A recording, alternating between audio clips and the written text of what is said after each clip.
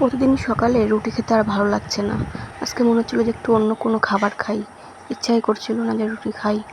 তো দেখো এদিকে ম্যাগি ছিল, ভাবলাম তাহলে 2 প্যাকেট ম্যাগিই বানিয়ে খাই। আর সবার জন্য তো ভাত করেছিলাম, আর এদিকে আমার জন্য একটু ম্যাগি বসিয়ে দিলাম। সোনার আজকে তো রবিবার, ড্রয়িং আছে, আর তারপরে পড়াও ছিল। বললো আমি এখন খাবো না ম্যাগি, আমাকে সন্ধ্যাবেলা বানিয়ে দিও। তো কটা ভাত খেয়ে, ডাল সিদ্ধ দিয়ে ভাত খেয়ে পড়তে চলে গিয়েছিল। আর আজকে আমি নিয়ে যাইনি ড্রয়িং ক্লাসে। মানে আজকে সকাল থেকে এমন ঝিমঝিমানি লাগছে শরীরটার মধ্যে।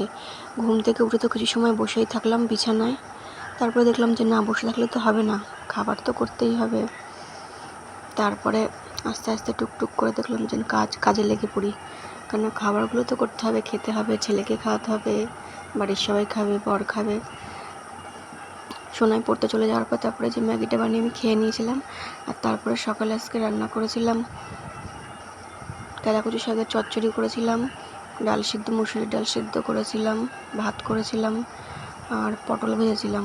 তো দেখলাম সবজিটাই বসে খেয়ে নিই, কেননা ভাত রুটি তো কোনোটাই খাইনি, সবজিটা বসে খাই। এখন যে জিনিসগুলো খেতে ইচ্ছা করে না সেই জিনিসগুলো খেতে হবে, কিছু করার নেই। আর এদিকে খেয়ে দিয়ে তারপরে সোনাইকে স্নান করিয়ে ড্রয়িং ক্লাসে পাঠিয়ে দিয়ে ওর বড়মার সাথে গিয়েছিল। তারপরে আমি আবার রান্নার জোগাড়গুলো করে নিলাম।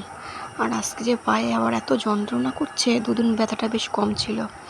তো 2 দিন না একটু গরম ছ্যাঁক নিয়েছিলাম পায়ে, মানে একটু গরম জলে সেঁক নিয়েছিলাম, তারপরে একটু মানে ন্যাকড়া একটু গরম করে পায়ের তলা দিয়েছিলাম। তো একজন আমার মায়ের কাছে বারণ করলো, বললো যে মলম থাকলে লাগাতে বলো, আর তা নাহলে পরে এরকম গরম সেঁকটা নেওয়াটা উচিত নয়। তো যার জন্য আমি সেঁক নেওয়াটা বন্ধ করে দিলাম। আর মলম তো ছিল, সেটা একটু লাগিয়েছি। তো ডাক্তারের কাছে দেখানোর ডেট আমার আবার চলে আসবে। তো ভাবছি যে ডাক্তারের কাছে গিয়ে এবার এই তারিখ বলবো যে পায়ে এত যন্ত্রণা হওয়ার কারণ কি। হ্যাঁ, দাঁড়িয়ে দাঁড়িয়ে তো রান্না করি, তার তো অবশ্যই একটা প্রেশার আছে, যেহেতু এখন পুরো সারা শরীরের ভরটা কিন্তু যত দিন যাচ্ছে পায়েই নেমে পড়ছে। তো যাই হোক, দেখো এদিকে কিন্তু আমার রান্না বান্না সব হয়ে গেল টুকটাক। এদিকে যে খয়রা মাছের ঝাল করেছিলাম পোস্ত বাটা দিয়ে। আর আমার বর যে কী বেগুন খাওয়া শিখেছে, আগে যে মানুষ বেগুনের তরকারি ভালোই খেত না, তার এখন খুব ভালো লাগে বেগুন দিয়ে মাছের ঝোল, বা যে পোস্ত দিয়ে বেগুন দিয়ে একটু হালকা করে ঝাল। তো আমারও বেশ খারাপ লাগে না, আমারও বেশ ভালোই লাগে খেতে। আর ওদিকে করেছিলাম চিংড়ি মাছ দিয়ে ওলটা, প্রেশারে একটা সিটি দিয়েছিলাম, একদম গলে গেছে ওলটা একেবারে। আর কিছুই করিনি দুপুরবেলায়, সকালে করলাম 2 রকম 3 রকম, আর কী করবো দুপুরবেলা, আর কিচ্ছু করিনি। তারপরে তো স্নান করে আমার গোপু সোনাদের একটু জল মিষ্টি দিলাম, দিয়ে এখনও খাওয়া দাওয়া হয়নি, যে সোনাই এখনও আসেনি, ও আসলে পরে তারপরে খাওয়া দাওয়া করে নেবো।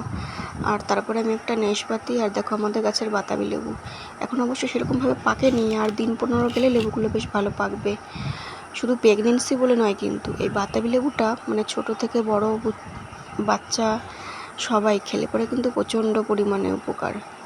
তো আমি যে বসে রয়েছি, সোনাই আসলে পরে তারপরে খাওয়া দাওয়া করে নেবো। আজকের শরীরটা মনে হচ্ছে চলছে না, এতটাই খারাপ লাগছে, একটুও ভালো লাগছে না। তো চলো সবাই অনেক অনেক ভালো থেকো, সুস্থ থেকো। ভিডিওটা এই জায়গায় শেষ করলাম, ভালোবাসা রইল।